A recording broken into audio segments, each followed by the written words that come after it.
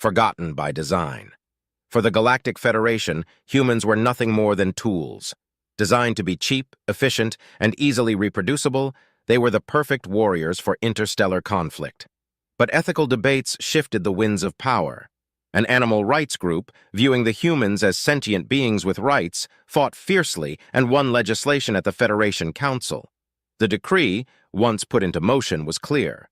Humans were to be abandoned, left on the reservation planet known as Earth, and forgotten about.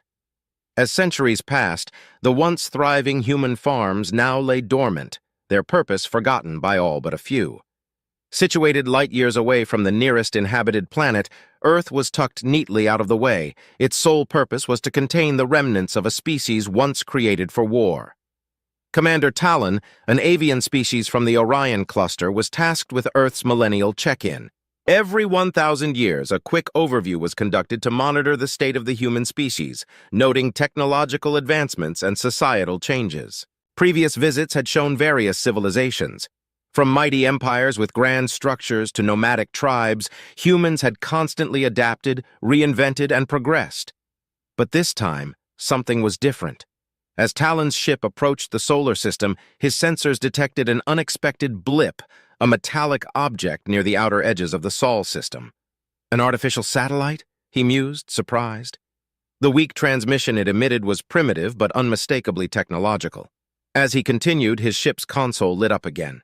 Sensor readings of Earth were picking up elevated levels of radioactive elements in the atmosphere, a possible sign of nuclear conflict. Have they annihilated themselves? Talon thought. But another scan painted a different picture. Radio waves, strong and consistent, emanated from every corner of the blue planet. So, they're still alive then. Recording the data for the Federation's records, Talon maneuvered closer. What he hadn't expected was the flurry of activity that greeted him in high Earth orbit. Metal satellites encircled the planet, and a space station, compact but sophisticated, floated serenely among them. As he marveled at their progress and hastily compiled his report, an unexpected jolt rocked his ship. Alarm sirens blared as he struggled to understand the new threat. The external visual revealed small, agile spaceships surrounding him, their weapons systems, akin to disruptors, trained directly on his vessel. A voice, unmistakably human, crackled over his communication system. "Alien craft, identify yourself." Talon hesitated. This wasn't the scattered, primitive species the Federation had left behind. It was a united front, technologically advanced and apparently not too thrilled about unannounced visitors. His thoughts raced. Forgotten they might have been, but the humans of Earth had evolved, adapted, and were now demanding answers. And Commander Talon unwittingly had just become their guest. Forgotten by Design, Part 2. Commander Talon's ship, a Federation masterpiece of technology and design, now hung helplessly in Earth's orbit, ensnared by a fleet of smaller, nimble human crafts. The voice that crackled over the communication system had a tone that hinted at decades of command. But what startled Talon most was not the show of force. It was the fluency and clear intent in the voice. These humans knew exactly what they were doing. Before he could muster a response, he hastily assembled the incomplete report on his console. Transmitting it back to his superiors at the Galactic Federation was a gamble. The report, marked with urgent priority, shot through the vast expanses of space, en route to a commanding officer who was, undoubtedly, going to be less than pleased. His heart raced as he pondered his next move. Making direct contact was fraught with danger, and seeing him, a bird-like entity, would only exacerbate their fears. He vaguely remembered lessons on first contact protocols from his academy days. What was it about the mythologies and beliefs of contacted species? Drawing upon fragmented memories of past check-ins, Talon recalled stories of deities worshipped by humans. Perhaps posing as one might buy him some time, even favor. Well, it's not entirely false, he reasoned. In a way, I am here to observe them. As the Earth ships began to tow his vessel toward their space station, Talon steeled himself. Clearing his throat, he activated the communication system. "Humans of Earth," he began, using his most resonant, authoritative voice. "I bring a message from the Celestial Federation, Guardians of the Galaxy. I request an audience with your most esteemed leaders. Much has transpired that you must be made aware of." A few tense moments passed before another voice, deeper and more seasoned, responded. "You speak our language fluently. Interesting. We're bringing you into Station Helios. Prepare to be boarded and let's discuss." Talon exhaled, relief evident in his feathers. He had managed to pique their interest without revealing too much. The space station approached, a marvel of human engineering, gleaming with the reflected light of the sun. As his ship was guided into a docking bay, Talon couldn't help but marvel at the rapid advancements the humans had made. The last report showed them barely mastering the intricacies of steam power. Preparing himself for the encounter, he stood tall, uniform, immaculate. He was about to meet the leaders of a species once designed for war, but now evident masters of their destiny.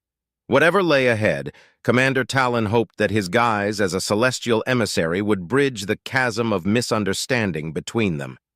He glanced one last time at his ship's console. The report's transmission was successful. The Federation would know of this encounter, but for now Talon was on his own, walking into the heart of humanity's domain. Forgotten by Design, Part 3.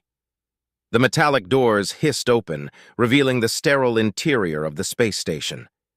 As Talon stepped out, a group of humans awaited him.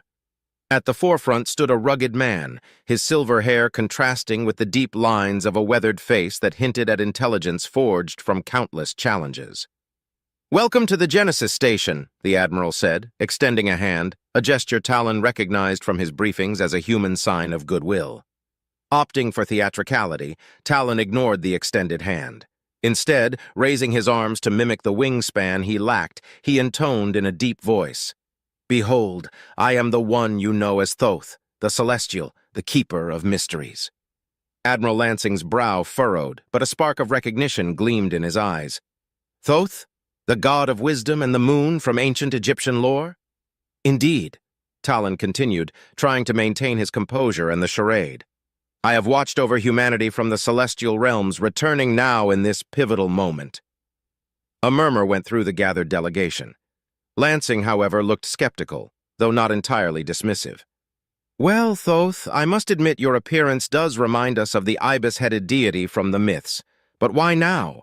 Why this sudden appearance?" Leveraging his knowledge, Talon replied, "Humanity stands at the brink of a new era. I have returned to guide, to witness, and perhaps to intervene."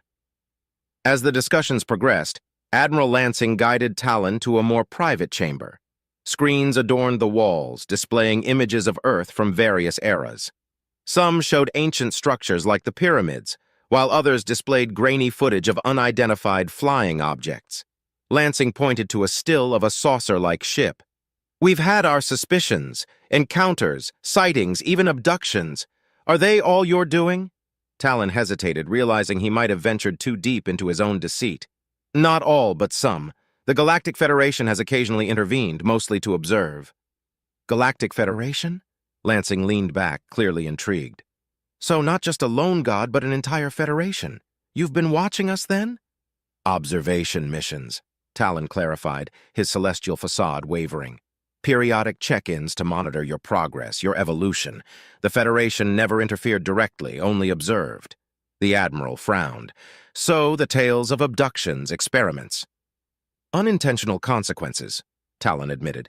"Sometimes things went awry, but never with malevolent intent." "Your English is impeccable," Lansing remarked, a hint of amusement in his eyes. "Almost native. How?" Talon tilted his head slightly. "Before missions like this, we're given a neural download of Earth languages. Your English is among them. It aids in understanding transmissions and communications." Lansing seemed to process this. "You're not here just as a benevolent god. You have an agenda. What is it?" Talon sighed. The weight of deception was becoming burdensome. "To observe, to report. But now, with Earth's advancements, the dynamics might change." Admiral Lansing nodded slowly. "You've given us much to ponder, Thoth. Or is there another name you go by in this Galactic Federation of yours?" Talon looked taken aback, his avian eyes betraying his surprise. "How did you know? Did you really think," Lansing chuckled, "that posing as an ancient god would go unnoticed or unchallenged? We've dreamt of the stars, of beings from the great beyond, And while the myths have given us a foundation, our quest for knowledge has never wavered. Talon inclined his head, acknowledging the Admiral's astuteness. So, what now? Lansing's eyes twinkled. Now, we talk. Truly talk. Humanity is ready to join the larger cosmos, and you, Commander, will be our first contact. As the two continued their conversation, it was evident that Earth's place in the galaxy was about to shift dramatically. The era of observation was over. The age of collaboration had dawned. Forgotten by Design, Part 4. The chamber's atmosphere was thick with anticipation. Admiral Lansing's eyes were locked onto Talon, demanding the truth, while the surrounding officers braced themselves for whatever revelation was to come. Talon exhaled deeply. Earth's story isn't one of natural evolution, but of design, intention. Lansing's brow furrowed. Explain. Before the war with the Kriller, Talon began, humans as you know them did not exist. A scientist in the Federation, Dr. Lyrian, took a keen interest in a primate species from one of our planets. He saw potential in them, potential that could be refined and enhanced. The room was silent, every ear tuned to Talon's words. Using advanced genetic manipulation, Dr. Lyrian elongated the primate's limbs, increased the size of its brain, and infused it with a cocktail of traits: aggression, empathy, intelligence, and insatiable curiosity. He crafted a being that was both a thinker and a warrior, a sentient weapon for the Federation to wield against the Kriller. The reactions were mixed. Some faces showed fascination, others disbelief, and a few outright denial. You're implying, Lansing started, voice heavy with skepticism, that we're lab experiments? Talon nodded. Once Dr. Lyrian's creation was introduced to the battlefield, the tide of war shifted. The Kriller had never faced an adversary like the humans. You carried out objectives with unparalleled precision and commitment.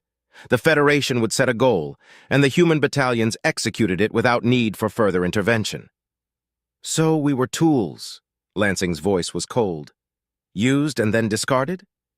In a manner of speaking, Talon admitted, hesitating slightly. After the war, there was a dilemma. The humans, designed for a war that was now over, posed a quandary for the Federation. The decision was made to relocate all humans to Earth. A murmur swept the chamber.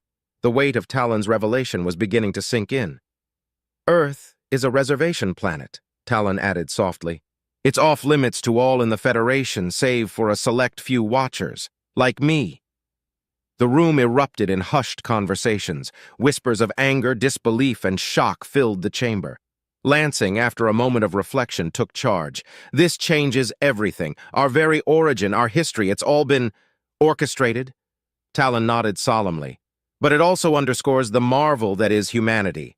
Despite your origins, you've developed cultures, societies, arts, sciences. You've grown beyond the confines of your design. The woman with the high-ranking uniform stood up. We may have begun as creations of war, but look at us now. Our heritage doesn't define us. Our choices do. Lansing nodded. And our choice is clear. We will face the Galactic Federation, not as remnants of a past war, but as the unified representation of Earth's legacy. Talon felt a mixture of pride and guilt. The human's ability to confront such unsettling truths and still find resolve was astounding. It was evident that Earth, no longer a mere observation, was ready to assert its place in the cosmos. In revealing their past, Talon had ignited a spark that promised to blaze brightly, heralding humanity's spirit and its unwavering determination to shape its destiny. Forgotten by Design, Part 5. The rhythmic hum of the Genesis station faded into the background as Talon's communication device vibrated softly. He glanced at the incoming transmission identifier. It was a secured channel from the Galactic Federation's command center. Admiral Lansing, he began, his avian features revealing a hint of unease. I must return to my vessel to attend to this transmission. I assure you, it's of the utmost importance. Lansing, eyes sharp, regarded him for a moment. Very well, Commander Talon. Lieutenant Kara will escort you. He gestured to a stern-looking officer. But the entryway remains open. We must ensure transparency. Talon nodded, understanding the gravity of trust being placed in him. As he followed Lieutenant Kara towards the docking bay, The looming silhouette of his sleek spacecraft came into view. Kara's eyes widened, clearly taken aback by its advanced design and shimmering exterior. "That's an impressive ship," she murmured, a hint of awe evident in her voice. Acknowledging the compliment with a nod, Talon stepped into his spacecraft, leaving the door ajar as stipulated. Settling into the captain's chair, he activated the comlink. Commander Zyrex's holographic image blinked to life. His scales glistened under the artificial lighting, and his reptilian eyes conveyed a mix of concern and annoyance. "Talon! What in the 7 stars have you done? This was a covert observation mission. You've gone and gotten yourself detained." Talon sighed, gripping the armrests of his chair. "Have you seen my report, Commander? The humans have evolved remarkably. Their development, their society, their innovations, they're unlike anything we predicted." Zyrex hissed, "Our objectives never change hastily. You've overstepped, and now we're facing potential fallout. Tell me you didn't reveal everything." Talon hesitated for a split second. "I might have shared certain details about their creation and our role." Zyrex's scales flushed a darker hue, his irritation evident. "By the cosmos, Talon! What possessed you? Now I have to explain this debacle to the Council." "Listen, Commander," Talon interjected, a sense of urgency in his tone. "Given the humans' technological advancements, they are on the cusp of interstellar travel. It's inevitable they'll cross paths with other civilizations. It's better if we control the narrative and guide them." Zyrex paused, contemplating Talon's words. "So, you're suggesting we shift from observers to mentors?" Talon nodded. "Exactly. Instead of treating this as a crisis, we could pivot to a diplomatic mission.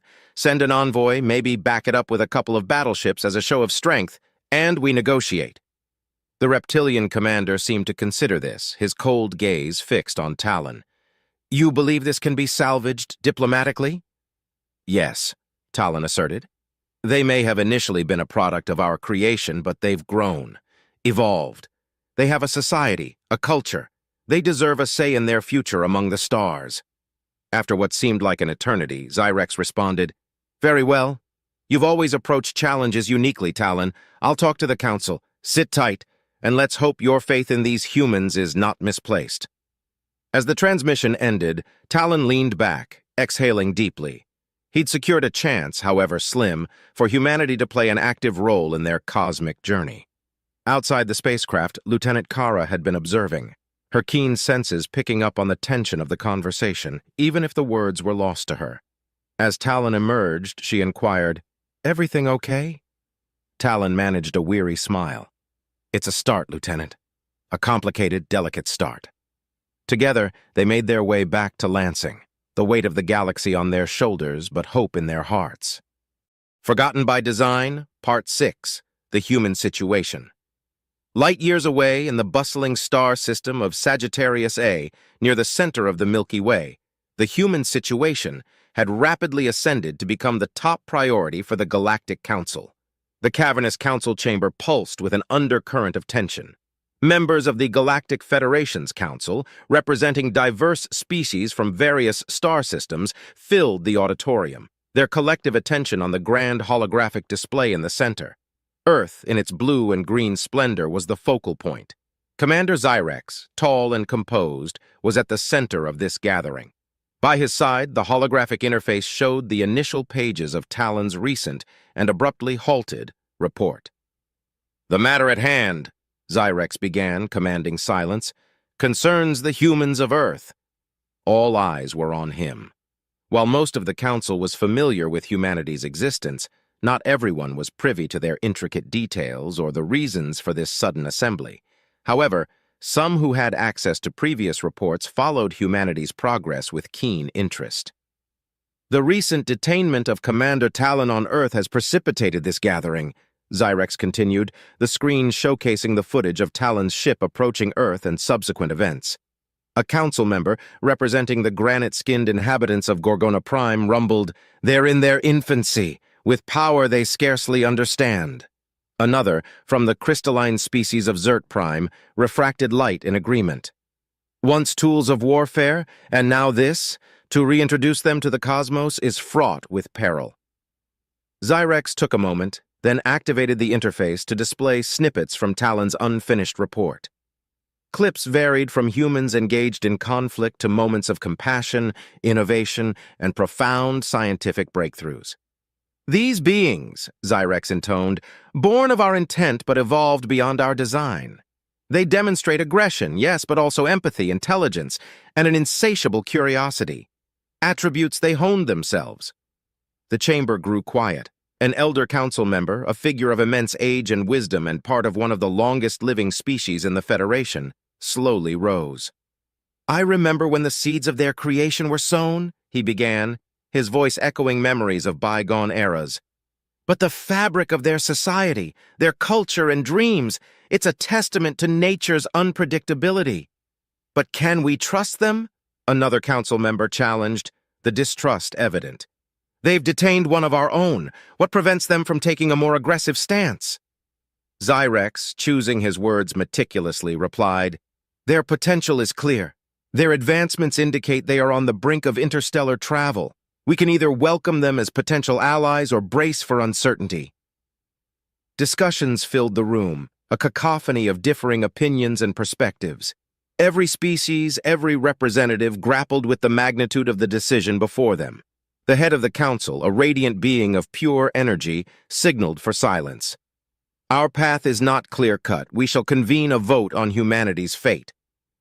Zyrex cast a final look at the incomplete report. The fate of a species shaped by the Federation and now standing on the precipice of the cosmos lay in the balance. As the chamber readied itself for the momentous vote, one thing was certain. The decision would shape the trajectory of galactic events for eons to come. Forgotten by Design, Part 7. Decision Time.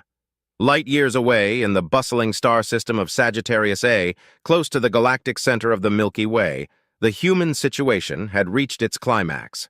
The cavernous council chamber of the Galactic Federation throbbed with expectation. Emissaries from countless star systems waited with bated breath, their collective attention on the grand holographic display in the center. Earth, in its blue and green splendor, shimmered as the focal point. High above the council, Commander Zyrex stood at a communicator console, deep in a secured conversation with Talon, who was currently aboard his vessel near the Earth's orbital space station. "How are things proceeding on your end?" Zyrex inquired. "Better than expected," Talon replied. "The humans have been gracious hosts. They are curious, intelligent, and the range of their emotions astounds me every day. There's a sense of hope in the air, a hope that the Federation will see their worth." Zyrex nodded. "The Council is about to cast its vote. This decision could alter the course of their history, and ours." On the central podium, the presiding officer, a tall, ethereal being with shimmering skin, rose. "Members of the Council, the hour of decision is upon us. We must weigh the potential of the humans against the potential risks they pose. Their creation was our doing, our responsibility. Now we must decide their fate." As the last echoes of the presiding officer's voice faded, a representative from the desert world of Sirian stood up, her sand-colored robes flowing gracefully around her. "I ask the Council to remember that the humans have made considerable leaps in a short span. Yes, their origin as warriors for our cause is known, but they've evolved, found love, culture, and aspirations. Do we not owe it to them to see their full potential?" A counter-argument came swiftly from a tall, tree-like representative from Verdant Prime. "Yet, that rapid evolution, their insatiable curiosity, it's a double-edged sword. Today they seek knowledge. Tomorrow they might seek dominance. If we created them, is it not our prerogative to end the experiment if it's deemed dangerous?" The chamber was filled with murmurs, nods, and whispers as more beings voiced their opinions. Each perspective carried weight, each argument filled with millennia of experiences from their home worlds. While the debate raged, Zyrex transmitted a secure message to Talon. "Prepare for any outcome, Commander. This is closer than I anticipated." Talon's response was filled with resolve. "Understood. The humans know the gravity of the situation. They're ready." As the deliberations neared an end, the presiding officer called for silence. "It is time. Cast your votes." In the deep silence, holographic beams of light shot up from the council members' stations, their colors indicating their choices. As each light beam reached the ceiling, a counter displayed the tally. The entire chamber held its breath, waiting. The final vote was cast and the result displayed. The decision to send an envoy to Earth to assess humanity's readiness for the Federation had passed, but by a razor-thin margin, just one vote. A mixture of relief and trepidation filled the chamber. The Syrian representative whispered to her aide, "This isn't an outright victory, but it's a start." Zyrex immediately connected with Talon. "Commander, the humans will have their chance. I'll inform Admiral Lansing. This is a new dawn for humanity," Talon responded. Little did they know that the challenges and opportunities awaiting both the Federation and humanity would be unlike any they had encountered before. Forgotten by Design, Part 8. The Federation is coming. At Genesis Station, orbiting Earth, a meeting of immense significance was unfolding. Talon, with his avian features and poised stance, stood facing the vast expanse of stars, the blue-green jewel of Earth shimmering below. The news of the Galactic Federation's impending envoy had been relayed. This was a moment that would be etched in history. Admiral Lansing approached, his face reflecting a mix of elation and trepidation. "Commander Talon, humanity has been waiting for a day like this, even if we didn't know it. The very skies are changing." Talon turned, nodding. "Indeed, Admiral, the Federation's representatives will be here in 3 Earth weeks." Lansing smiled, his eyes reflecting the enormity of the situation. "A reason to celebrate, wouldn't you say?" "But first," Talon responded, "there is much to prepare, and Earth's inhabitants must be informed." "I've already contacted the United Nations Secretary-General," Lansing mentioned, tapping his communicator. "She's on her way and wishes to speak with you directly. We're considering a global introduction to you and the incoming envoy from the station." Talon's eyebrows raised in surprise. "A live broadcast to your entire population? That's a bold move, Admiral." "Bold times call for bold measures," Lansing shrugged, just as the airlock hissed open to admit the UN Secretary-General and several global dignitaries. The grand reception hall of Genesis Station had been prepared for this very moment. Talon greeted them with the customary human handshake. The Secretary-General, a steely-eyed, middle-aged woman, was the first to engage. "Commander Talon, it's an honor, but before we address the world, I need to know our story from your perspective, particularly about Dr. Lyrian and the true origin of humans." Talon hesitated for a moment, gauging the room, then began, "Before the Federation's war with the Kriller, humans did not exist in the form you recognize today. A distinguished scientist within the Federation, Dr. Lyrian, became fascinated by a primate species from one of our planets. He saw potential in them that went beyond their natural evolution." Every ear in the room hung on Talon's words, the weight of humanity's untold history pressing down. Using cutting-edge genetic manipulation, Dr. Lyrian transformed these primates.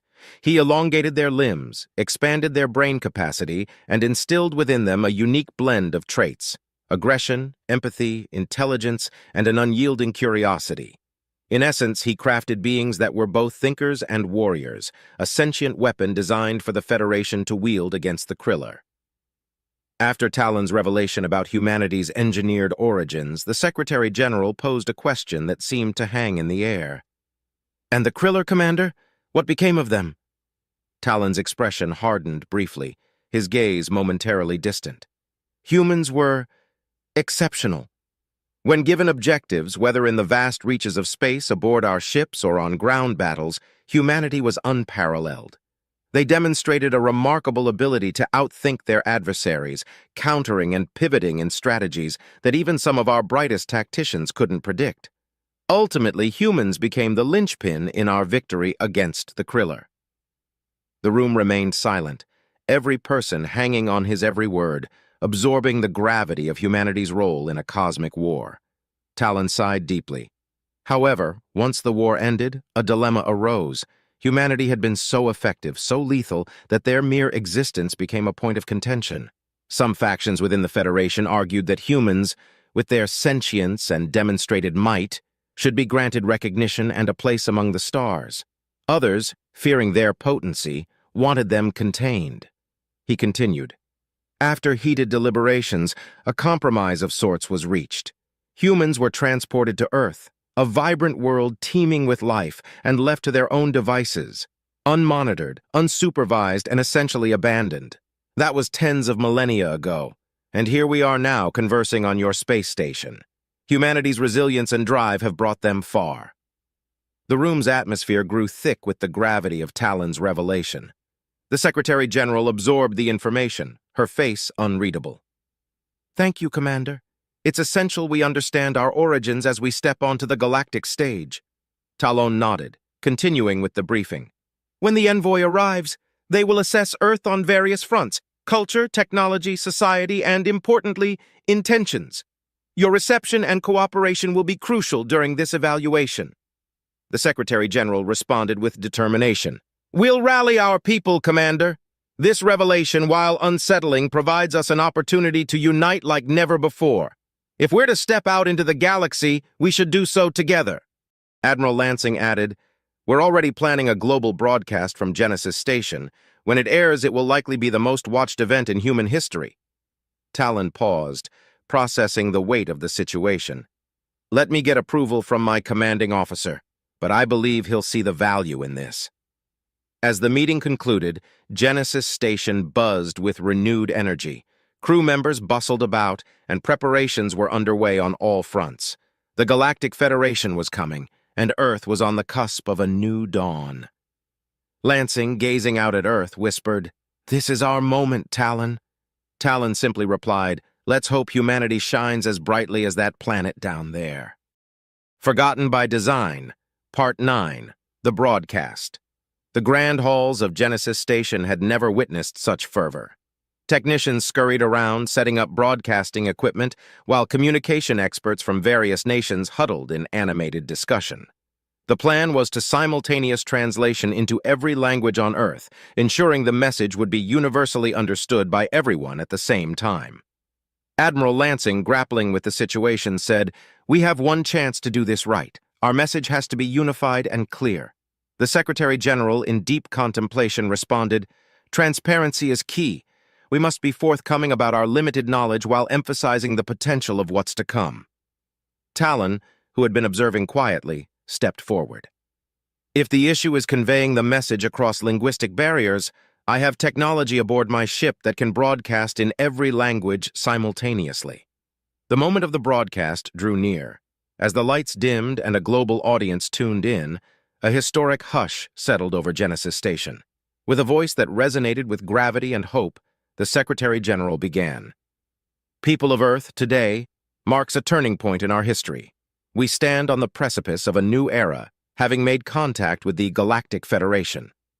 She then introduced Talon, whose avian visage became a focus for billions. Talon conveyed the Federation's peaceful intentions, Earth's shared past, and the potential horizons of cooperation and exploration. He appealed to humanity's spirit of curiosity and unity. Admiral Lansing detailed the events that led to this disclosure, speaking of the discovery and the burgeoning relationship with the Federation. "This isn't an invitation from them to us, but an opportunity for us to reach out, expanding our understanding and horizons, together." The broadcast concluded, and Earth reacted. In New York's Times Square, faces reflected the wonder and possibility of a universe waiting to be explored. In a remote village in Africa, the old spoke to the young, comparing Talon's words with ancient legends, finding comfort in stories passed down generations. Europe was ablaze with debate. Scholars, theologians, and thinkers pondered the implications of this revelation against the backdrop of human history. But not all reactions radiated optimism.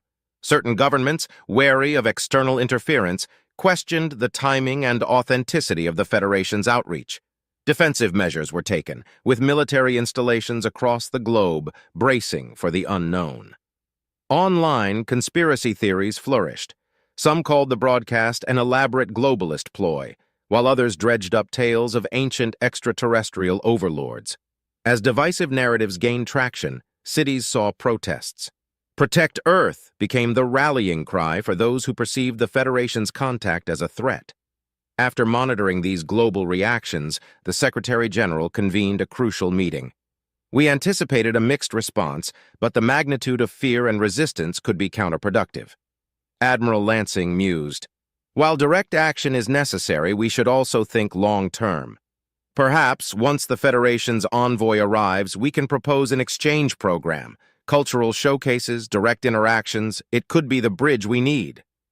Talon nodded thoughtfully. It's a possibility, and one that I believe the Federation might be amenable to. However, we must tread with care. Humanity, in its diversity, will need time to adjust. And as the days passed, the world indeed took its time. Communities debated, families reflected, and individuals grappled with the reality of a universe much larger than they'd ever imagined. The vastness of space and the promise of new allies and challenges lay ahead, but for now, Earth paused, taking a collective breath as it processed its place in the grand cosmic narrative. The arrival. 2 weeks had passed since the revelation of humanity's origins, and the collective spirit of Earth had undergone a profound metamorphosis. The once fiery protests had now subdued to a persistent simmer, largely confined to pockets of non-believers, some of whom were spiritual leaders with vast followings. Their distrust would be a challenge in the days to come, but for now, Earth presented a facade of unity, especially under the aegis of the United Nations. As the Galactic Federation's envoy approached, anticipation reached a fever pitch. Genesis Station, orbiting Earth, was abuzz with activity. Admiral Lansing, alongside the UN Secretary-General, prepared to receive the otherworldly guests.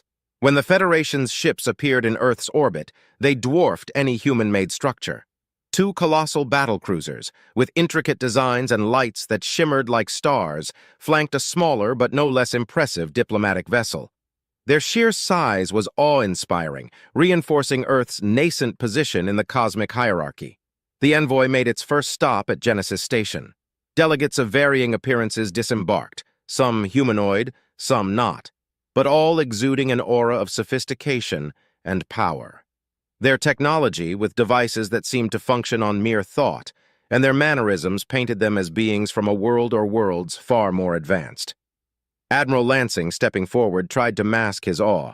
"Welcome to Genesis Station, representatives of the Galactic Federation." One of the envoys, a tall being with iridescent skin, responded, "Thank you, Admiral Lansing. We've observed Earth from afar, but witnessing your home and achievements up close is enlightening." The delegation was then given a brief overview of Earth's history, highlighting the strides humanity had made. Yet when they learned of the world wars and other conflicts, there was palpable concern. The iridescent-skinned envoy, who introduced herself as Ambassador Thilia, remarked, "Such internal strife on a planetary scale is rare. It's something we'll need to consider." Their arrival on Earth was nothing short of historic. As their diplomatic craft descended, millions gathered to witness the moment. Screens across the globe broadcasted the event, capturing every detail. Upon landing, the envoys were escorted to the United Nations headquarters. The General Assembly had been convened in their honor, and the hall was filled to capacity.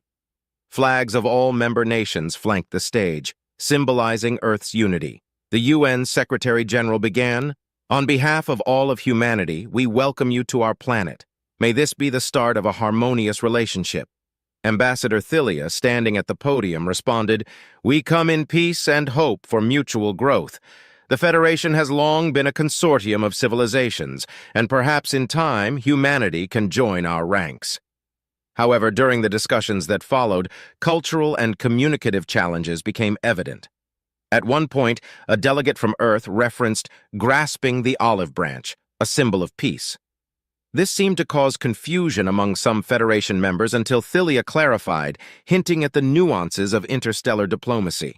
Further, a suggestion to showcase Earth's diverse cuisine at a banquet seemed to be met with hesitation. Dietary differences and the concept of consuming organic matter might be alien to some Federation species. Yet amidst these challenges, there were moments of profound connection. A shared appreciation for art, music, and the wonders of the cosmos hinted at common threads that bound all sentient beings. As the meeting concluded, the Secretary-General summarized the sentiment. "We have much to learn from each other and many bridges to build, but today we've taken the first step." In the days that followed, Earthlings everywhere processed the historic events. While there was awe and hope, there was also apprehension. Earth was truly no longer alone in the universe, and the path ahead, while promising, was shrouded in uncertainty. Forgotten by Design, Part 10. Question Time. Inside the cavernous United Nations Hall, the atmosphere was thick with anticipation.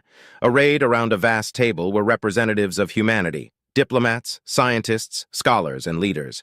Facing them were members of the Galactic Federation, each looking as diverse and enigmatic as the cosmos itself. Ambassador Thylia, with her iridescent skin, initiated the dialogue. "You have questions about the Federation. We are here to answer." Dr. Helena Alvarez, a renowned astrophysicist, began, "For starters, how long has the Federation been in existence?" Thylia responded, "By Earth's reckoning, the Galactic Federation has existed for approximately 500,000 years. We were formed when a group of advanced civilizations recognized the need for collaboration amidst the vastness of the cosmos." General Thompson, a decorated military official, inquired, "How expansive is the Federation? How many members does it comprise?" A delegate, with multiple appendages resembling arms, replied, "The Federation spans approximately 1/3 of the Milky Way and is composed of 327 distinct member civilizations. Our combined territories serve as hubs of knowledge, commerce, and exploration." Dr. Alvarez's voice quivered with excitement. "And our own history? How were we engineered?" Ambassador Thylia sighed. "It is a tale that begins with Dr. Lyrian's fascination for a primate species. Using intricate genetic manipulation, he tailored certain attributes: limb length, brain capacity, traits like curiosity, aggression, empathy. His work was part research, part necessity due to the conflict with the Krillar." Silence pervaded the room, only to be broken by Dr. Ram Patel, a biologist. "We've noticed a significant disparity in our lifespans compared to most Federation species. Is there a reason for our relatively short lives?" Thylia nodded. "Yes, many member species of the Federation have lifespans averaging around 250 Earth years. Some live considerably longer. Your shorter lifespan is a vestige of the primate base from which you were created. Dr. Lyrian did make some adjustments, but lifespans weren't the primary focus." Secretary General Miriam Weiss spoke up. "Is there an opportunity for us to meet these primates, our ancestors?" Thylia's eyes glinted with warmth. "It's possible. We can arrange for a select delegation to visit their habitat." Dr. Patel, curiosity evident in his tone, asked, "Do they share any of our cognitive capacities?" "No," Thylia replied. "While they possess intelligence, it's not to the degree of cognitive complexity exhibited by humans." The questions flowed, each revealing a tapestry of knowledge and experience. "How does the Federation manage disputes among such a diverse consortium?" asked General Thompson. "Through mediation and a council representing each member species. The goal is always harmony and understanding," replied a delegate with fluid movements, resembling water. "Do you possess a shared language or means of communication?" queried linguist Professor Aisha Mubarak. "We utilize a combination of universal translators and a shared language developed over millennia," Thylia answered. One final question came from a young intern who had been silently observing. "How do humans fit into this vast canvas? Is our role merely a relic of a past war?" Thylia paused, measuring her words. "While your genesis is tied to conflict, your potential is not defined by it. The Federation sees promise in humanity, not just as warriors, but as thinkers, artists, and explorers. You have a unique blend of traits that could enrich our collective." As the meeting concluded, the weight of revelations and the promise of the future intertwined. Humanity stood on the precipice of a new era, with the cosmos beckoning and the Federation offering a hand of alliance and understanding. The visit now over. The waning days of the Federation's historic visit to Earth were marked with a whirlwind of activity. Their representatives had crisscrossed continents, soaking in the rich tapestry of cultures, the diverse landscapes, and the indomitable spirit of humanity. From the bustling streets of Tokyo to the tranquil beaches of Brazil, from the soaring Alps to the vast savannas of Africa, Earth had put on a show, and the aliens were deeply impressed. Within the sprawling assembly hall of the United Nations, the Federation's lead representative, Ambassador Thylia, stood at the podium, flanked by her entourage and the Secretary General of the UN. Her skin shimmered with an iridescent glow, the effect of Earth's sunlight on her alien physiology. "Your species has accomplished much in a short time," she began, her voice echoing through the room. "The arts, sciences, and depth of emotion exhibited by humans are truly remarkable. While we brought you into existence, you have charted your own destiny, defined your own narratives. And it is clear to us that, left to your own devices, you will reach the stars on your own. But we also perceive potential pitfalls, moments where guidance, not interference, could be beneficial." A murmur rippled through the hall. The weight of her words was heavy on everyone's mind. The realization that they were on the cusp of a new era, an era of interstellar cooperation and potential, was exhilarating. Ambassador Thilia continued, "We will soon depart, but before we do, we extend an invitation. We wish to take a delegation of humans to the heart of the Federation. Admiral Lansing, you have been specifically requested. The others will be your choice, representing the best of humanity." A spotlight shifted onto Admiral Lansing, his uniform pristine and his expression stoic. He nodded in acknowledgement, the weight of responsibility clear in his eyes. "As for ongoing relations," Thilia gestured towards Talon, who stood tall and proud. "Talon will serve as Earth's ambassador to the Federation, ensuring a permanent line of communication and understanding between our peoples." Applause broke out, a sound of unity and hope. But beyond the pomp and circumstance, preparations were already underway. Lansing, with a select committee, would decide on the delegation to represent Earth. There were scientists, diplomats, artists, and thinkers to consider. In the days that followed, excitement was palpable. Humanity was about to get a first-hand look at the galaxy, to interact with civilizations older than their wildest imaginations. Stories would be exchanged, relationships forged, and perhaps new horizons of understanding would emerge. Amidst the preparations, Admiral Lansing found a rare moment of solitude on the balcony of the United Nations building. He gazed upwards, the vast expanse of the night sky stretched before him, dotted with twinkling stars. Each one of those celestial points held the promise of undiscovered worlds and civilizations. A few weeks ago, he was a man with a routine, overseeing operations on the Genesis space station, the pinnacle of human space exploration. And now, destiny had fast-tracked him to a journey to the heart of the Galactic Federation. A sense of wonder and disbelief gripped him. It felt like a dream, and he half expected to wake up to the familiar hum of the space station, but the cool night air and distant city sounds anchored him to the reality of the moment. His path had changed, and the universe had become both more vast and more accessible than he could have ever imagined. However, not all shared the joy and anticipation. As Admiral Lansing and his chosen delegates readied themselves for the interstellar journey, a shadowy figure observed from a distance. Hidden in the alleyways, the figure watched, a device in hand that blinked ominously. Whether driven by fear, distrust, or a darker motive, a storm was brewing, threatening to disrupt humanity's first steps into the wider galaxy.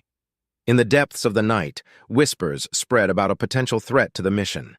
Security protocols were heightened, and the world held its breath, hoping that the dream of a united Earth reaching for the stars would not be shattered before it could truly begin. Forgotten by Design, Part 11, Departure. The massive doors of the Federation ship sealed behind them with a gentle hiss. Admiral Lansing, leading the selected human ambassadors, took a moment to adjust to the ambient light of the ship's interior, a serene blend of soft blues and purples. The floor beneath them hummed, a gentle vibration indicating the ship was preparing for departure. "Welcome aboard the Starbearer," Talon greeted, his voice echoing slightly inside the expansive entrance chamber. "This will be your home for the next few days as we journey to the Galactic Federation's core." Lansing took in the expanse of the ship, from its high vaulted ceilings adorned with alien hieroglyphs to its sleek interfaces glowing with unreadable text. "It's incredible," he whispered, a sentiment echoed by murmurs of agreement from the human delegates behind him. As the ship started moving, a window display opened up to the star-filled vastness of space. The stars ahead began to shimmer and pulse, their light growing brighter and then dimming in a rhythmic pattern. Suddenly, the ship surged forward, the stars blurring into continuous streaks of luminescence. "We're engaging our FTL drive," Talon explained, noting the humans' surprise. It stands for faster than light. Even with our advanced technology, traversing the vast distances of the cosmos demands such propulsion systems. Without it, journeys like ours would take lifetimes. The sensation was unlike anything Lansing had ever experienced, a combination of vertigo and exhilaration. But as quickly as it began, the feeling tapered off, and the stars ceased their high-speed streaking. In the distance, a colossal cosmic nebula slowly moved past. Lansing stared in disbelief at the speed they were traveling. As the journey continued, Talon took on the role of educator, detailing the Federation's vast history which spanned millennia. He spoke of ancient interstellar wars, alliances forged and broken, and the unending quest for knowledge and understanding. He spoke of cultures that communicated through song, species that lived in gas giants, and civilizations that had achieved true unity. It's a complex web, the Federation. While we strive for peace, there are disagreements, politics, and struggles for power and influence, Talon elaborated. Dr. Helena, one of the human ambassadors and a historian by profession, was eager to know more. How did the Federation manage to keep such a vast expanse of different species united? She inquired. Talon's eyes dimmed thoughtfully. Balance. The Federation's primary principle is balance, recognizing the importance and value of each member species and ensuring their voices are heard. It's not perfect, but it's what has kept us together. As days turned into nights, though without a sun, the concept became abstract. The human ambassadors gathered frequently, discussing among themselves. Some were in awe, others overwhelmed, but all felt the weight of their mission. They shared stories of their families, their homes, and their dreams for the future. In one such gathering, Lansing sat with a younger delegate, Maria, who was a celebrated physicist. "Did you ever think," she began, her voice quivering with a mix of excitement and nervousness, "that we'd be here, Admiral, crossing the stars?" Lansing smiled, looking out at the vast expanse of the universe stretching before them. "No, I didn't. But that's the beauty of life, isn't it? The unpredictability. We're here, and we're going to make the most of it." Throughout the journey, it was evident that the bond between Talon and Lansing had deepened. They were frequently seen in deep conversation, with Talon sharing more about his life and experiences, and Lansing discussing Earth's challenges and triumphs. The trip was not just a physical journey across the galaxy, but a profound journey of understanding and growth for the human delegates. As the Federation Corps neared, they felt a collective mix of anticipation and responsibility, ready to represent humanity in this new chapter of its existence. An audience with the galaxy. The gentle hum of the ship intensified slightly as they entered the star system, heralding their approach to the Galactic Federation's capital. Admiral Lansing and the human ambassadors gathered by the viewing port, eager to take in their first sight of this interstellar hub. As they neared the system's center, a flotilla of ships of all shapes and sizes converged on their vessel. Bright flashes of light emanated from some, which Talon explained were greetings in various alien languages. "That ship over there," Talon pointed to a sleek silver vessel with wings that glowed a soft blue, "belongs to the Ilari. They're a species of great artists and philosophers. Their excitement stems from a deep-rooted belief that new species bring fresh perspectives and inspiration." Another ship, this one more organic in appearance, pulsated with a soft amber glow. "The Vortaxians," Talon continued. "They're one of the oldest races in the Federation. They value knowledge above all and see the humans as a new chapter in their vast libraries." As the Starbearer finally docked at the Central Space Station, the ambassador's eyes widened in awe. The sheer scale of the station dwarfed everything they had ever known. Towering spires, vast parks floating in zero gravity, and beings of various shapes, sizes, and colors mingling and communicating. "It's overwhelming," whispered Dr. Helena, her historian's mind racing to capture every detail. The human delegates were escorted to their quarters, grand rooms with walls that morphed to show serene landscapes from Earth. This touch, added to make them feel at home, was deeply appreciated. Over the next few days, their schedules were packed. They attended diplomatic receptions where they were introduced to leaders of various member species. At a more relaxed cultural exchange session, they shared Earth's music, art, and literature, while in return, they experienced alien dances, holographic art, and listened to melodies that resonated in frequencies beyond human comprehension. But not all interactions were smooth. At one dinner, an envoy from a species called the Krilt expressed skepticism about humanity's rapid technological growth, hinting at potential dangers. However, Ambassador Thilia gracefully navigated the conversation, emphasizing Earth's desire for peaceful collaboration. The pinnacle of their visit was the assembly before the Galactic Federation Council. The vast hall was unlike anything they had ever seen. Floating platforms held representatives of countless species, each tier giving a panoramic view of the center stage.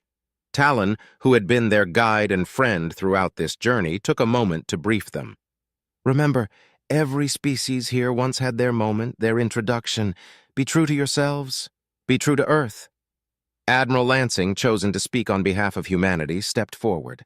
The hall quieted, countless eyes and other sensory organs focused on him. He felt a weight on his shoulders, a weight of representing an entire species, an entire world. "Members of the Galactic Federation," he began, his voice echoing across the vast chamber. "We come in peace, with a desire to learn, to share, and to be a part of this grand tapestry of civilizations.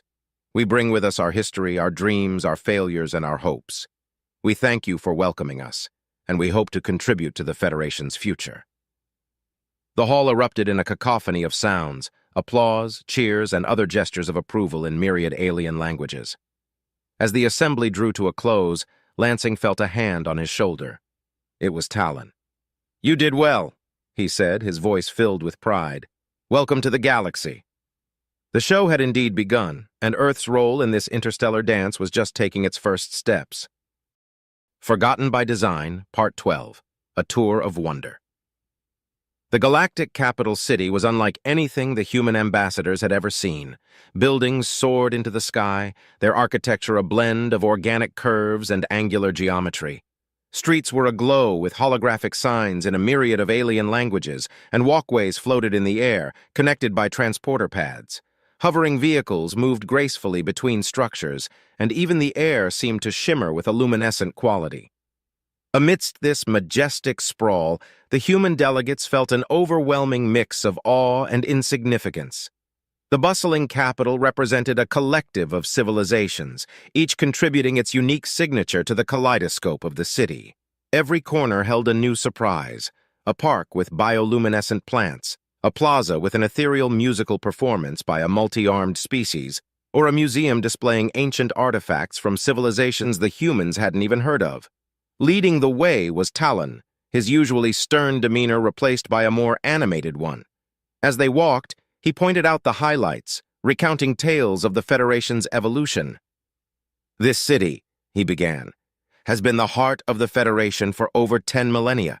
It has witnessed the rise and integration of countless species, each bringing their unique strengths and cultures." He gestured to a magnificent floating structure. "That is the Institute of Galactic Knowledge," he explained, "a place where the collected wisdom of the universe is stored. Some of the technology and science there are eons old, while some are the very cutting edge of discovery." Passing by a busy marketplace, the scent of exotic foods wafted through the air. Alien merchants beckoned the humans to try their goods, displaying colorful fruits, shimmering fabrics, and intricate jewelry. The delegates watched in amazement as a stall showcased levitating pots, while another offered glimpses into different dimensions. Talon paused before a massive holographic monument that displayed scenes of various alien races joining the Federation. "These are the milestones of our Federation," he said. "Every race that joins enriches us, strengthening the bonds of cooperation and understanding. Our values lie in unity, diversity, and the pursuit of knowledge." As they continued their journey, Admiral Lansing was engrossed in the stories and sights. However, as they turned into another bustling alley filled with stalls and shops, something caught his eye. Amidst the crowd, he thought he glimpsed a familiar figure, a human child, looking lost and out of place. Lansing's heart raced. The child's eyes met his for a fleeting moment, echoing fear and confusion. But as quickly as he'd seen the child, the throng of alien beings swallowed up the vision. "Wait!" Lansing called out, trying to push through the crowd, but the density and the unfamiliarity of the surroundings made it difficult. A hand on his shoulder brought him back. It was Talon. "Admiral Lansing, you seem troubled. What did you see?" Lansing hesitated. "I thought I saw a human child, but that's impossible, isn't it?" Talon looked at him with a mix of concern and curiosity. "This city holds many wonders, Admiral, and illusions are not uncommon in some of these marketplaces. It could have been a trick of the light or a reflection." Lansing wasn't convinced, but nodded. The sheer implausibility of the situation made him question his own senses. "Let's continue," he finally said, although the image of the child's face remained etched in his mind. As they moved on, the mysteries of the galaxy unfurled around them, but for Lansing, a new personal mystery had taken root, one that he was determined to unravel. Earth's Grand Presentation. In the heart of the Galactic Council chambers, a vast, tiered auditorium awaited the human ambassadors. Every seat was occupied by representatives of countless alien races, each with unique features and hues, ranging from those with feathered adornments to those with intricate patterns on their skins. The chamber buzzed with anticipation, a cacophony of murmurs in languages the humans could only guess at. Taking center stage, Admiral Lansing adjusted his uniform and cleared his throat. "Honored members of the Galactic Council," he began, his voice echoing through advanced translation devices. "Today we present to you the story of Earth and its inhabitants." As he spoke, a giant holographic screen illuminated behind him. Images of Earth's vast landscapes, majestic mountains, sprawling forests, and endless oceans danced across it. With a wave of his hand, Lansing beckoned the presentation to begin. Scenes from early human civilizations appeared, ancient Egyptians constructing the pyramids, the Great Wall of China snaking its way across mountains, Romans building their vast empire. The chamber was filled with awe-stricken silence as the aliens watched humanity's history unfold. The presentation touched on darker times, wars, plagues, and natural disasters, but it also showcased humanity's resilience, our ability to rebuild and to learn from our mistakes. The rise and fall of empires gave way to moments of unification, the formation of nations, and eventually, global cooperation. Our history is a tale of conflict and cooperation, of challenges met and obstacles overcome, voiced Dr. Amelia Evans, a historian in the delegation. She gestured to the screen, which now showcased artistic and cultural achievements. Images of the Mona Lisa, Starry Night, and ancient cave paintings gave way to snippets of Beethoven's symphonies and Beatles songs. From the corner of the stage, another delegate activated a VR experience, allowing council members to immerse themselves momentarily in human cultural festivals, from the vibrant colors of India's Holi to the intricate masks of Venice's Carnival. The segment on technological advancement garnered keen interest. Displays of the wheel's invention, the printing press, the internet, and humanity's first steps into space elicited murmurs of appreciation. But when the human team showcased their breakthroughs in DNA manipulation, gene sequencing, and bioengineering, the room's atmosphere palpably shifted. It seemed that, in this vast federation, the intricate dance of human genetics and our expertise in these fields held a unique allure. As the presentation neared its end, the human team unveiled a banquet of Earth's diverse cuisines. Delicacies from every continent were on display: sushi from Japan, rich curries from India, intricate pastries from France, and barbecued meats from Australia. Using advanced replication technology, samples were provided to the council members, allowing them a literal taste of Earth. When the last image faded, the room was silent for what felt like an eternity. Then, a council member from a race known as the Zalarians stood. Her form, with a skin that had a luminescent quality, reflected light in soft, radiant waves. "Your mastery of genetics and bioengineering is impressive," she commented, her voice musical. "The ability to map and manipulate DNA to such an extent is rare. It opens doors to many collaborative opportunities." Another representative, a towering figure covered in iridescent scales, rose. "Your arts, music, and culture have depth and emotion," he remarked. "It adds a unique flavor to the galactic community.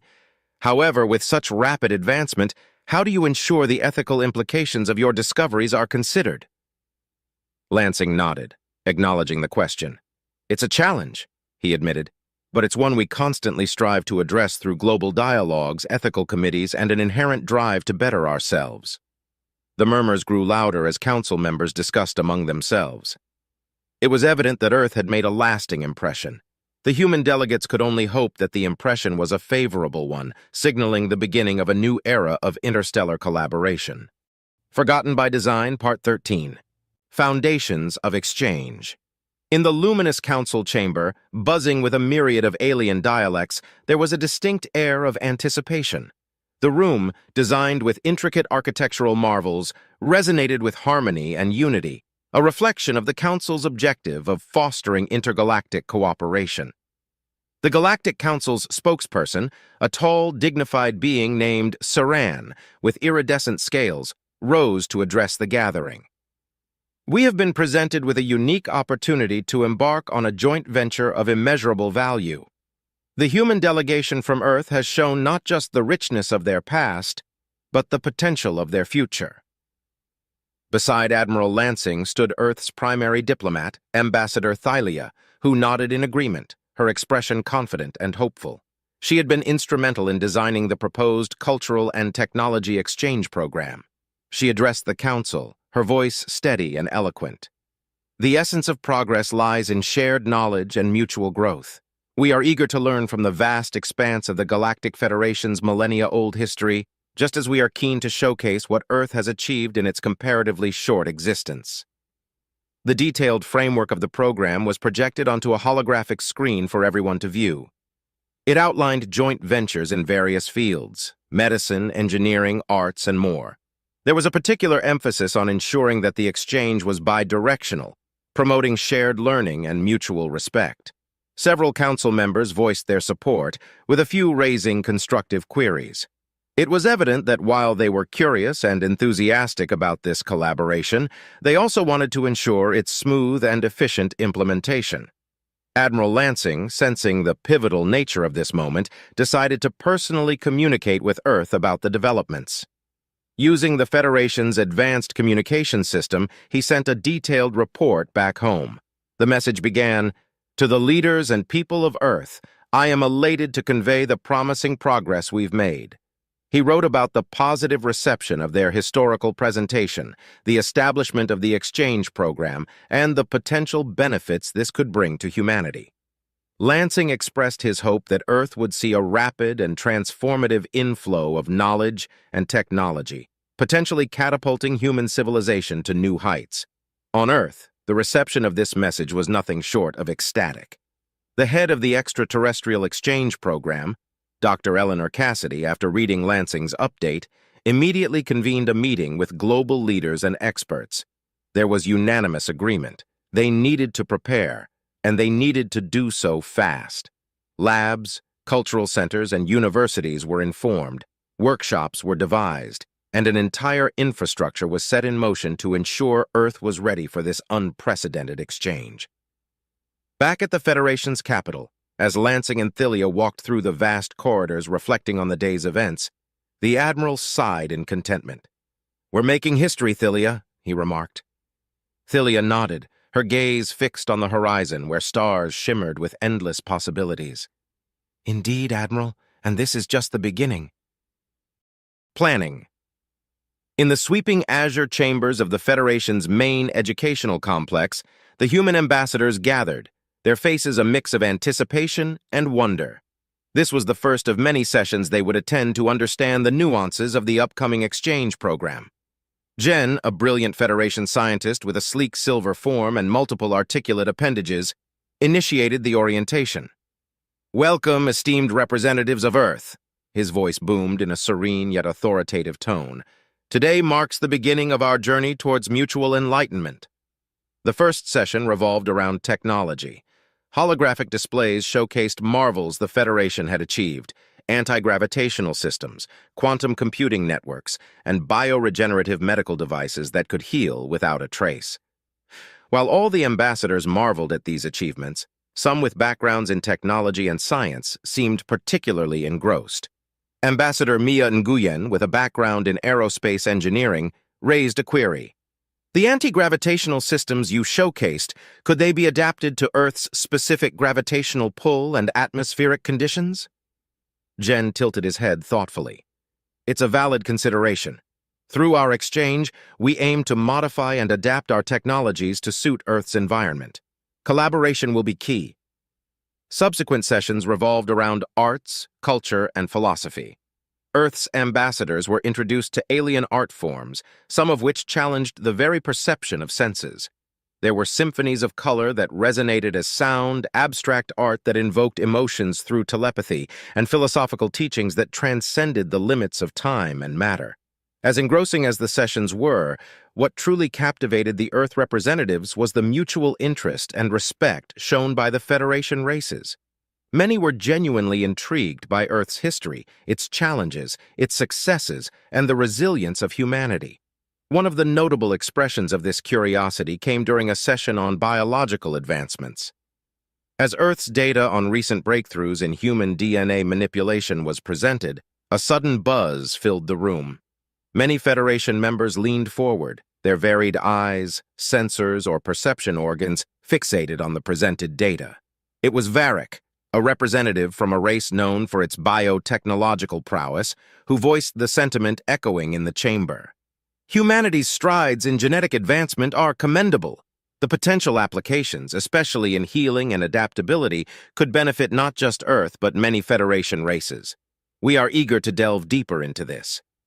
Days filled with fervent discussions and brainstorming sessions soon followed. Ideas flowed, partnerships formed, and it was clear that the upcoming exchange program would not be a mere formality. It promised transformative growth for all involved. As the orientation neared its conclusion, Ambassador Thylia took a moment to address the gathering. "We stand at the precipice of a new era," she began, her voice filled with emotion. "An era where Earth not only learns but contributes. We're grateful for this opportunity and excited for what the future holds." As the human delegation left the complex, they carried with them not just newfound knowledge, but also a profound sense of belonging to a larger, more intricate tapestry of life in the galaxy. Lingering shadows. The vastness of the Galactic Federation capital's marketplace was like none other Admiral Lansing had seen. Stalls floated, sellers communicated in countless languages, and products from across galaxies glowed, hummed, or even danced. Yet amidst this mesmerizing cacophony, Lansing was on a singular mission, to find a semblance of clarity about the fleeting image he'd seen days ago. As he wandered through the marketplace's maze, Lansing looked for anything familiar, a hairstyle, an outfit, or even the way someone moved. But the child's face had been but a brief flash in his memory. He began approaching vendors, showing them a sketch he had drawn of a human child hoping against hope for some form of recognition. A vendor selling radiant fabrics from the Orion arm stared at the sketch, her eyes, a kaleidoscope of colors, narrowing in concentration. "No," she finally uttered, her voice a melodic chime. "I haven't seen this being." He received similar responses everywhere he went.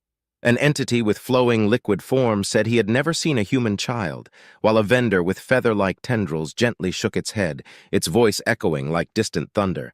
"Such a creature has never passed my stall." The suns began to set, casting long shadows over the marketplace, and Lansing's hope started to dwindle. Maybe he had imagined it. After all, the Federation's vastness was dizzying. It was possible that amidst the sensory overload, his mind had played a trick on him. A longing for home, perhaps, manifesting as a vision of humanity amidst the alien. With a heavy sigh, Lansing decided it was time to head back. He had a duty, and these distractions, no matter how personal, could not interfere with Earth's representation in the Federation. As he left, lost in thought, he remained unaware of the figure that watched from an alley's shadow. Cloaked in darkness, only the being's eyes were visible, reflecting the ambient light of the setting suns. The entity observed Lansing until he was out of sight, its intentions and identity shrouded in enigma. Back at the Federation Council quarters, Lansing tried to shake off the nagging feeling, but the weight of the unanswered question, the shadow of that fleeting glimpse, would linger in the back of his mind, beckoning him to uncover the truth behind the enigma. Forgotten by Design, Part 14, An Unexpected Visitor. The council quarters provided to Admiral Lansing were nothing short of luxurious. Decorated with sophisticated art from different parts of the galaxy and furnished with intricately designed pieces, it was a space fit for a dignitary. However, the fineries did little to put Lansing at ease. As he sat on the plush seat by the window, he gazed out into the alien skyline, a dance of colors and movements, light years away from home. The glow from foreign stars and the gentle hum of the floating city outside should have been soothing, but Lansing's thoughts were plagued by the fleeting image of the child in the market, an apparition that didn't fit into the vast cosmic puzzle he was piecing together. His fingers drummed on the armrest, tapping out the rhythm of his racing heartbeat. The echo of a soft knock broke his train of thought. It was an odd hour for visitors, and he wasn't expecting anyone. A little alert, he approached the door and, using the visual panel, saw the silhouette of a figure he recognized. It was Counselor Zerine, one of the most esteemed members of the Galactic Federation Council. His tall, slender form and elongated features denoted grace and wisdom. With a hint of surprise, Lansing activated the door mechanism. "Counselor Zerine," he greeted, his voice measured. "I wasn't expecting you. To what do I owe this late visit?" Zerine's usual stoic face held a gravitas that seemed even more profound tonight. "Admiral Lansing," he began, his voice gentle yet holding a gravity that underscored the urgency of his visit. "I apologize for the unexpected intrusion, but there is a matter of great sensitivity that I need to discuss with you. May I?"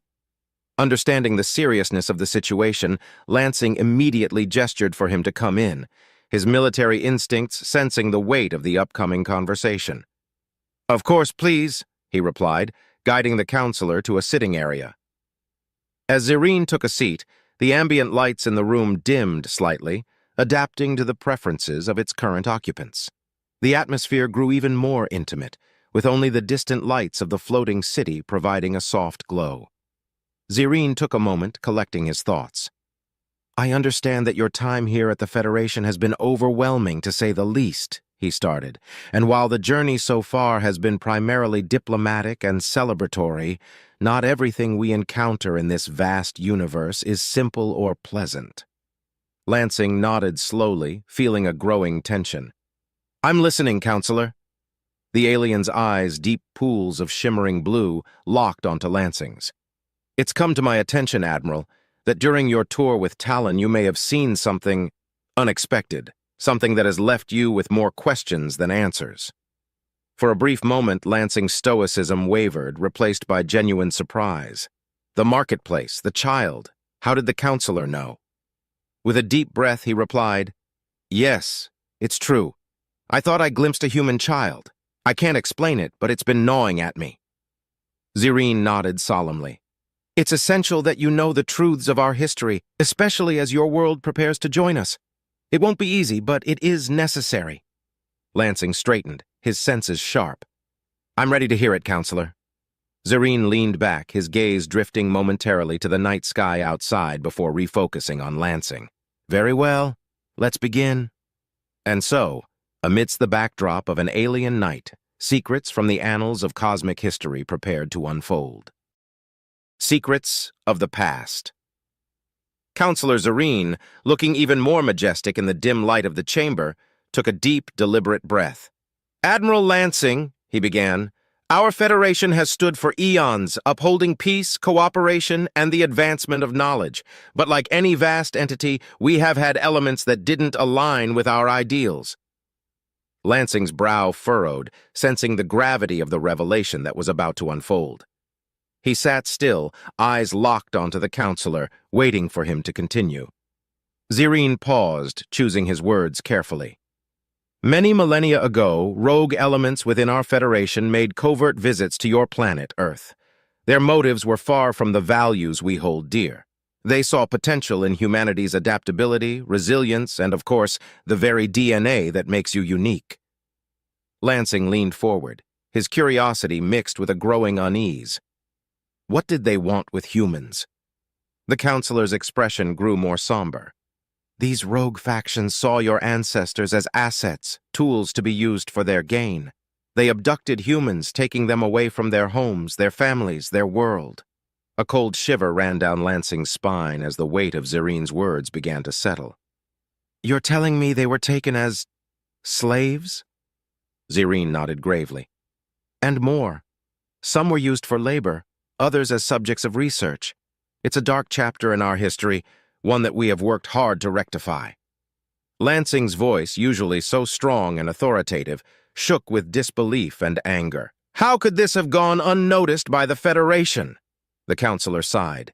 "The universe is vast, Admiral, and while the Federation strives for oversight, these factions operated in the shadows. But once their actions came to light, we acted swiftly and decisively." Lansing leaned back, trying to process the enormity of what he was hearing. "So what happened to these humans?" Zerine's tone turned softer, carrying a hint of empathy. "We intervened, putting an end to the abductions and the illicit operations. Those humans who were taken couldn't be returned to Earth due to the vast knowledge and experiences they had acquired, which could have unforeseen consequences for their home world. But we ensured they were no longer treated as commodities. We provided them with sanctuary, protection, and the rights that every sentient being in the Federation is entitled to." Lansing's eyes widened. "Are they still here?" "Yes," Zerine nodded. "These individuals over time integrated into our society. We gave them a new designation, Orions, referring to Earth's position in the Orion arm of the Milky Way. They've built lives, families, and identities here. Some have even joined our space navy, contributing to our collective goals." There was a long pause as Lansing absorbed this information. The thought of humans, his ancestors potentially, living among the stars for millennia, was both awe-inspiring and heartbreaking. Breaking the silence, Lansing spoke. "I'd like to meet them if possible, to understand their perspective, their experiences." Zerine nodded understandingly. "It can be arranged. But, Admiral, it's essential you approach this with an open mind. Their experiences, while rooted in Earth's history, have evolved over millennia. Their narratives will be diverse and may not align with what we know or expect." Lansing nodded, determination burning in his eyes. "I understand, Counselor. This is a part of our shared history, no matter how painful. It's vital that we understand, learn, and move forward." Zerine, impressed by Lansing's resolve, responded, "Indeed, Admiral, we'll ensure you have this opportunity." As the weight of the revelation settled, both men knew that this was just the beginning of a profound journey of discovery and reconciliation. Facing the truth. Admiral Lansing sat in the quiet of his quarters, the hum of the space station barely audible. The room, which had earlier provided a comforting respite from the intricacies of interstellar diplomacy, now felt like a pressure chamber.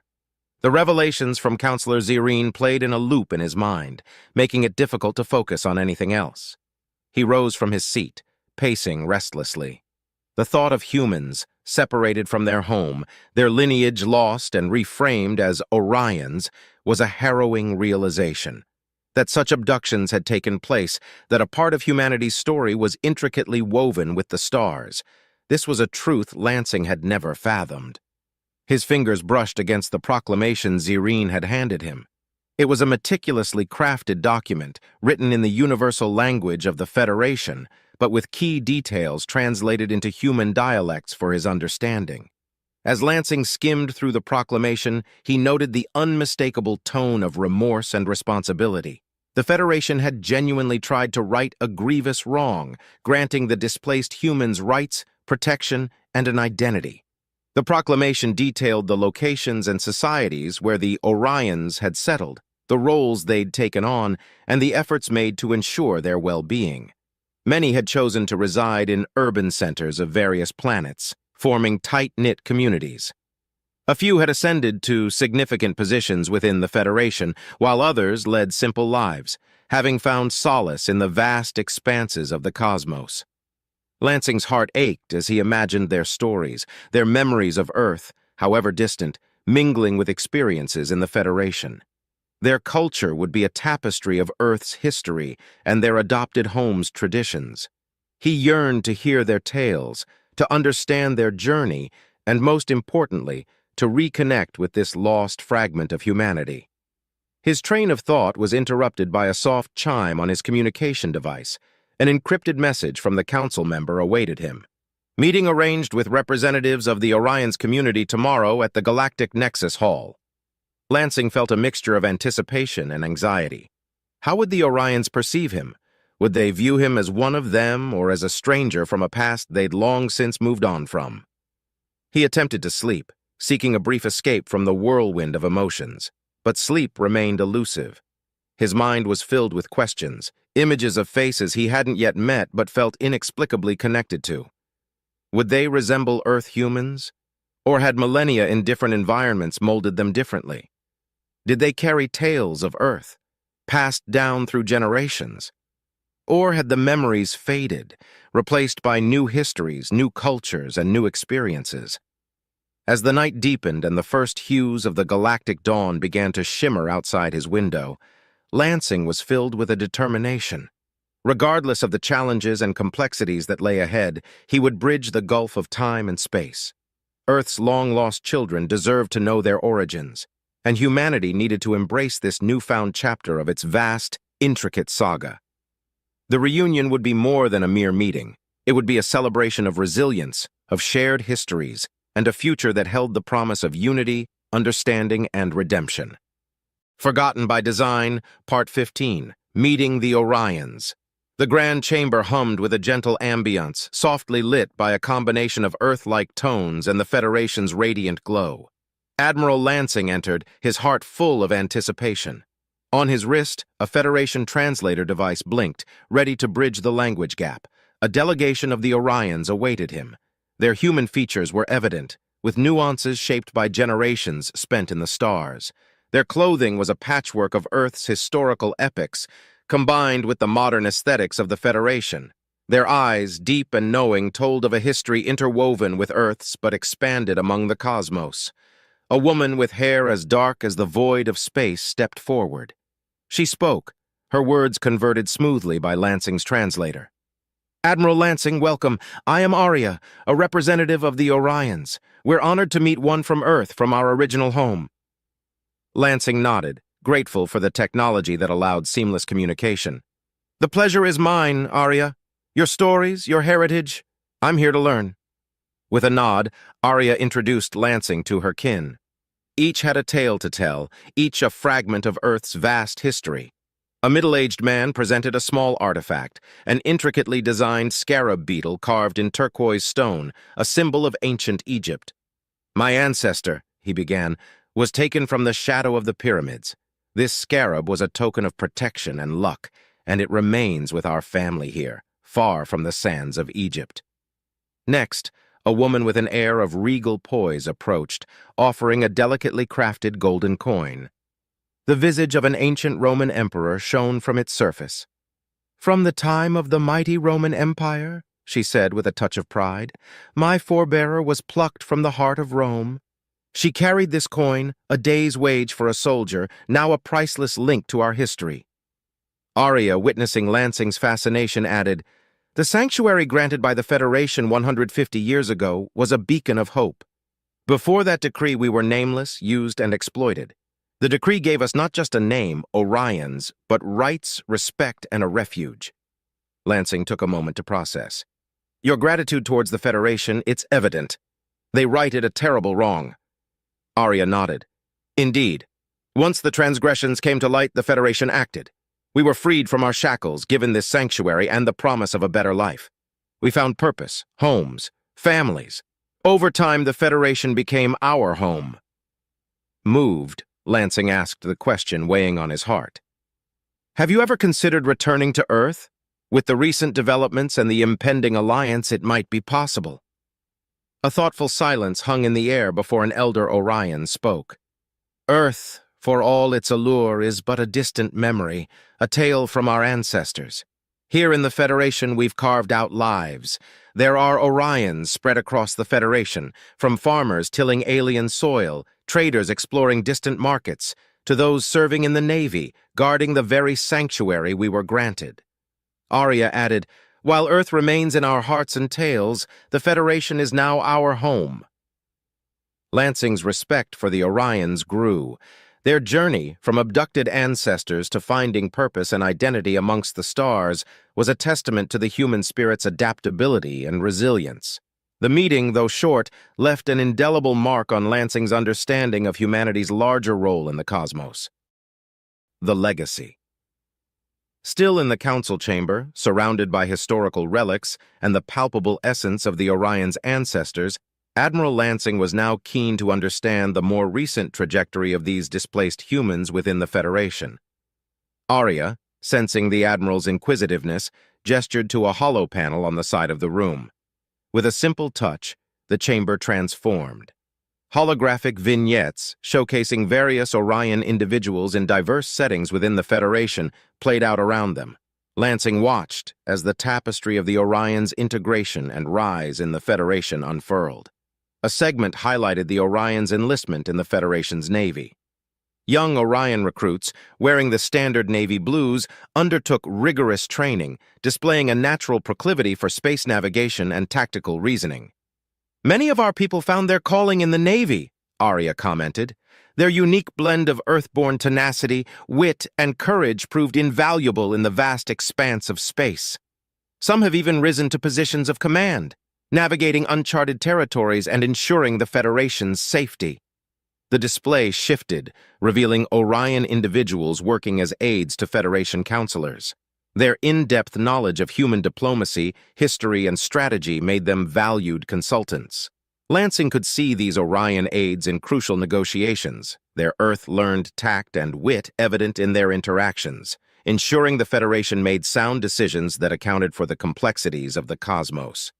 "Your people seem to have an innate gift for understanding nuances, for seeing layers that others might overlook," remarked Lansing, clearly impressed. Arya nodded with pride. "Our ancestors' stories of survival, perseverance, and adaptability have been passed down through generations. These tales have become part of our DNA, guiding us, enabling us to approach challenges with a unique perspective." Another shift in the hologram showcased Orion scientists working diligently alongside their Federation counterparts in state-of-the-art labs. Their keen sense of curiosity, a trait deeply rooted in their human lineage, drove them to question, explore, and innovate. Several breakthroughs in energy conversion, propulsion, and life support systems bear the mark of Orion ingenuity, Arya mentioned. Their ability to approach challenges with fresh perspectives, combined with the Federation's advanced technology, led to innovations that have greatly benefited many within the Federation. But it wasn't just in formal institutions that the Orions had carved a niche. Lansing watched as holograms depicted Orions piloting their own trading ships, crisscrossing Federation space, bringing goods from one planet to another.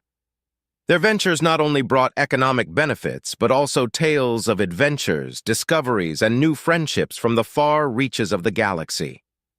"These traders, they're like the explorers of old Earth, aren't they?" Lansing mused aloud. "Indeed," Arya responded. "Their stories of interstellar escapades, of new worlds discovered and friendships forged, keep the essence of human exploration alive. They've become our modern-day storytellers, linking our past with our present." The room returned to its original state, leaving Lansing contemplative. From the roots of abduction and adversity, the Orions had grown, interwoven their legacy into the fabric of the Federation, and become an indispensable part of its tapestry. Their journey spoke of the unyielding human spirit, of resilience, adaptability, and the innate desire to not just survive, but to thrive and contribute. "Your journey, the Orion's journey, it's a tribute to humanity's spirit," Lansing said, admiration evident in his voice. "From the adversities faced by your ancestors to the impactful contributions made by their descendants, it's a remarkable story of resilience and legacy." Arya nodded, her eyes shimmering with pride and gratitude. "We carry our past with us, Admiral, but we also look forward, eager to weave even more chapters into the Federation's story." The exchange begins.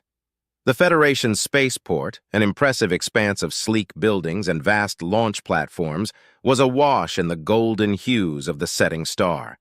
Its normally quiet demeanor had given way to a scene of frenetic activity.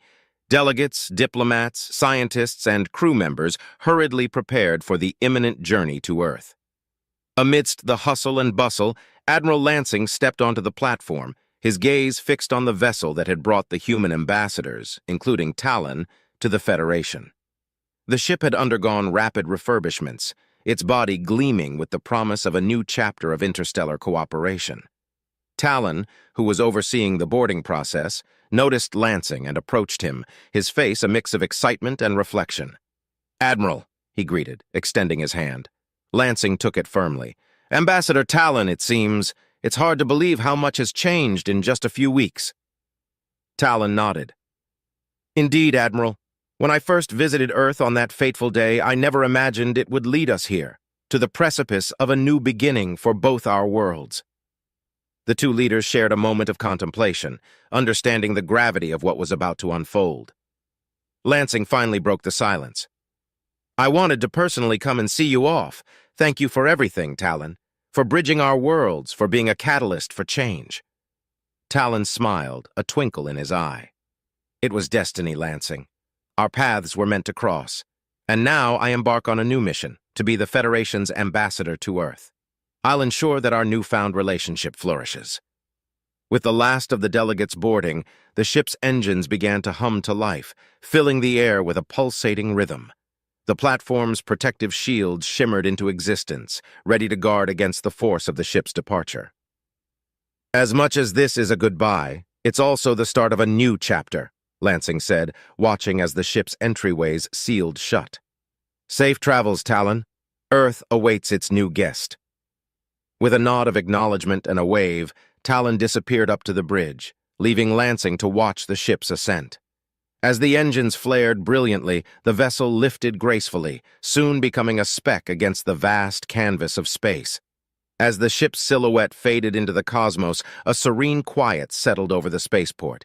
But deep within the ship's intricate corridors, hidden behind one of its many panels, a tiny device blinked ominously. The LED display counting down methodically. 8 hours. The unsuspecting delegates, engrossed in their discussions and preparations for their arrival on Earth, were oblivious to the ticking time bomb concealed within the ship's walls. Its presence hinted at a shadowy plot, a stark contrast to the hope and promise that this mission represented. For now, the ship sailed smoothly through the vastness of space, its crew and passengers unaware of the impending danger. The countdown continued, each second bringing them closer to a moment that could reshape the fate of two civilizations.